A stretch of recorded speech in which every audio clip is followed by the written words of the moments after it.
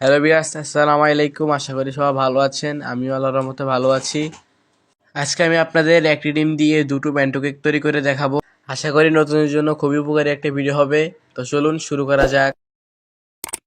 অন্যান্য কেকের তুলনায় এই কেকগুলো কিন্তু বানাতে একটু বেশি কষ্ট হয়, কিন্তু আজকে আমি আপনাদের খুব সহজে এবং সিম্পলভাবে তৈরি করে দেখানোর চেষ্টা করব। আশা করি আপনারা পুরো ভিডিওটা না টেনে দেখবেন। যেহেতু আমি এখানে দুটো ব্যান্টো কেক বানাবো, তো সেজন্য আমি এখানে 4টি ভাগে ভাগ করে নিচ্ছি। দেখতে পাচ্ছেন আমি কেকটাকে কেটে 4 পিস করে নিয়েছি। ভিডিওটি অনেক বড় হয়ে যায়, তো সেজন্য আমি কেকের বেস তৈরি করা আমি আপনাদের দেখাইনি। একটি কথা মাথায় রাখবেন, আধা পাউন্ড কেক বেস দিয়ে কিন্তু দুটো ব্যান্টো কেক তৈরি হয়, আর 1 পাউন্ড কেক দিয়ে 4টা ব্যান্টো কেক তৈরি হয়। এখন আমি ব্যান্টো কেকগুলোকে ডেকোরেশন করে নিব। তো তার জন্য একটা টার্ন টেবিলের উপরে একটা বোর্ড রেখে তার উপর নিচে কিছুটা ক্রিম লাগিয়ে নিচ্ছি। ক্রিম লাগিয়ে এবার তার উপর একটি স্লাইস দিয়ে তার উপর সুগার সিরাপ দিয়ে দিচ্ছি। সুগার সিরাপ লাগানো হয়ে গেলে এবার ক্রিম দিয়ে স্লাইসের উপর ভালো মতন কোট করে নিচ্ছি। এবার আরেকটি স্লাইস দিয়ে দিচ্ছি। এবার স্লাইসটির উপরে সুগার সিরাপ ভালো মতন দিয়ে দিচ্ছি। এখন সামান্য কিছু ক্রিম দিয়ে কোট করে নিব। দেখতে পাচ্ছেন আমার কিন্তু কোট করা হয়ে গিয়েছে। এখন 5mm এর সাহায্যে ফাইনাল ক্রিমটা দিয়ে দিচ্ছি। 5mm এর সাহায্যে ক্রিম দিলে ফিনিশিং আনতে কিন্তু খুবই সুবিধা হয়, এবং কেকের যে গুড়ি গুড়ি অংশ রয়েছে সেগুলো কিন্তু ক্রিমের সঙ্গে লেগে যায় না। খুব সুন্দর একটা ফিনিশিং আনা যায়। এবার কেকটির উপরে আরও কিছুটা ক্রিম দিয়ে এবার প্যালেট ম্যাথের সাহায্যে ভালো মতন ফিনিশিং নিয়ে আসবো। ফিনিশিং দেওয়া হয়ে গেলে এবার ডেকোরেশন করে নিব। ব্যান্টো কেকে খুব বেশি হাবিজাবি ডিজাইন করলে সুন্দর লাগে না, খুব সিম্পল ডিজাইন করলে কিন্তু দেখতে ভালো লাগে। তো এইখানে আমি ছোট 6B সাইজের নজলের মতন একটি নজল নিয়েছি এবং ছোট ছোট ফুল এঁকে নিচ্ছি। তো এখন আমি সাদা রঙের কয়েকটা ফুল এঁকে নিচ্ছি। এখানে আমি একই পদ্ধতিতে দুটোকে ফিনিশিং নিয়ে এসেছি। এখানে আমি এখন দুটো ব্যান্টো কেকের বক্সে টিস্যু দিয়ে দিচ্ছি। এবার টিস্যুগুলো দিয়ে দিয়ে তারপর কেকগুলো বসিয়ে নেব।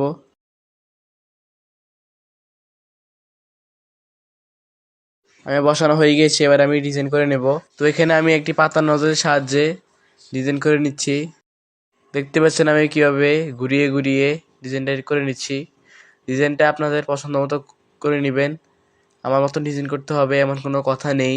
দেখতে পাচ্ছেন আমার পাতার ডিজাইন দেওয়া হয়ে গেছে। এবার আমি এর উপরে 6B নজলের যে নজলটি রয়েছে সেই নজলটি দিয়ে একটি ডিজাইন করে নিচ্ছি। দেখতে পাচ্ছেন ডিজাইন করা হয়ে গিয়েছে। এবার আমি এর মাঝে কিছু স্প্রিং বল ছড়িয়ে দিচ্ছি। এবার আমি আরেকটি ব্যান্ডো কেক তৈরি করে নেব। তো এখানে আমি ওই 6B নজলের ছোট নজলটি দিয়ে ফাঁকে ফাঁকে একটা একটা করে ফুল এঁকে নিচ্ছি। ফুল আঁকা হয়ে গেছে। এবার আমি এখন আমি যে ডিজাইন দিচ্ছি এই ডিজাইনের নজলটির কোনো নাম্বার নেই, সেজন্য বলতে পারছি না। আপনারা হয়তো অনেকে এই নজলটি চিনে থাকবেন। এটা কিন্তু নজলটি কিন্তু বড় নয়, এটা ছোট। দেখতে পাচ্ছেন আমি নজলটির সাহায্যে কীভাবে ডিজাইনটা করে নিচ্ছি। ডিজাইন করতে করতে একটি কথা আপনাদের বলে নেই, যারা যারা এখন পর্যন্ত আমার চ্যানেলটি সাবস্ক্রাইব করেনি তারা প্লিজ আমার চ্যানেলটি সাবস্ক্রাইব করে নেবেন। দেখতে পাচ্ছেন আমার কিন্তু ডিজাইন পুরোটাই কমপ্লিট হয়ে গিয়েছে। এই হচ্ছে আমার কেকের ফাইনাল লুক। কেমন হচ্ছে কমেন্ট করে জানাবেন। সবাই ভালো থাকবেন, দেখা হবে অন্য কোনো ভিডিওতে। সবাইকে আসসালামু আলাইকুম। এখন আরেকটি ভিডিওর ডেকোরেশন দেখবেন। চলুন শুরু করা যাক। আসসালামু আলাইকুম এভরিওয়ান। নার্স কিচেনের আরেকটি নতুন ভিডিওতে আপনাদের সবাইকে স্বাগতম। আজ আমি আপনাদের সঙ্গে 1 পাউন্ডের একটি ভ্যানিলা কেক রেসিপি শেয়ার করতে আসলাম। আমার এই আজকের ভ্যানিলা কেক ডেকোরেশনের ভিডিও যদি আপনারা সম্পূর্ণ দেখেন, আশা করি আপনারা পারফেক্টভাবে দোকানের মতন ইজিলি ডেকোরেশন করে নিতে পারবেন কেকটিকে। আজকের এই ভ্যানিলা কেকের রেসিপিটা যদি একটু স্কিপ না করে আপনারা মনোযোগ দিয়ে দেখেন, তাহলে যে কেউ একদম পারফেক্ট, আকর্ষণীয় এবং দেখতে সুন্দর এই ভ্যানিলা বার্থডে কেকটি তৈরি করে নিতে পারবেন। তো এখানে আমি প্রথমে ডেকোরেশন করতে চলে আসলাম। তো এখানে আমি কেকের বেস তৈরি করে নিয়েছি। দেখতে পাচ্ছেন কেকের বেসটি কতটা সুন্দর রয়েছে। তো এখানে প্রথমে টানটেবিলে বোর্ড রেখে কিছুটা ক্রিম লাগিয়ে নিচ্ছি। তারপর কেকের সবচেয়ে উপরের স্লাইসটা নিচে দিয়ে দিলাম। পুরো স্লাইসটা নিচে দিয়ে এবার দিয়ে দিচ্ছি সুগার সিরাপ। এখানে আমি চিনি ও চিনির ডাবল পরিমাণ পানি নিয়েছি, একসঙ্গে মিক্স করে এই সুগার সিরাপটা আমি তৈরি করেছি। সুগার সিরাপটা আমি কেকের পুরোটা অংশে দিয়ে দিলাম। এবার ক্রিম দিয়ে পুরো লেয়ারটাকে কভার করে নেব। তো দেখতে পাচ্ছেন আমি স্পেশাল সাহায্যে পুরোটা ক্রিম কভার করে নিয়েছি। এবার দ্বিতীয় লেয়ারটা বসিয়ে দিব। আর স্লাইসগুলো বসানোর সময় অবশ্যই খেয়াল রাখবেন সাইডগুলো থেকে সমানভাবে এই কেকের লেয়ারগুলো পড়ে। তো এবার আমি পুরো প্রসেস মতো সুগার সিরাপটা দিয়ে দিচ্ছি।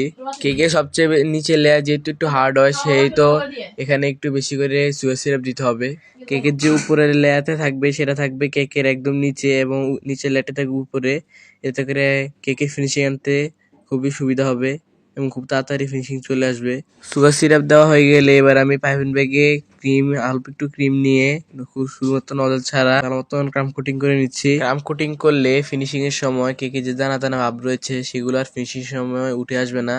এতে করে ফিনিশিংটা দেখতে খুব সুন্দর লাগবে এবং কেকটা খুব দেখতে গর্জিয়াস হবে। কেকটাকে কোট করে নেওয়ার পর এবার আর একটু ক্রিম নিয়ে নিলাম।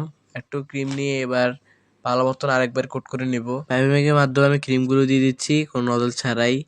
দেখতে পাচ্ছেন আপনারা আমার কিভাবে ক্রিমগুলো দিয়ে দিচ্ছি।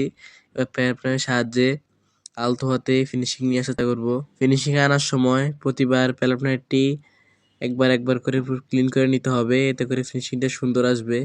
ক্রিমগুলো দেওয়া হয়ে গেলে ঠিক আগের মতনই এবার প্যাপের সাহায্যে ফিনিশিংটা নিয়ে আসবো আরেকবার। প্রথমে কিন্তু আপনারা কেকটাকে ফিনিশিং দিতে যাবেন না। প্রথমে কেকটাকে চারপাশ থেকে ভালো মতন কোট করে নেবেন যাতে করে কোনো গর্ত না থাকে।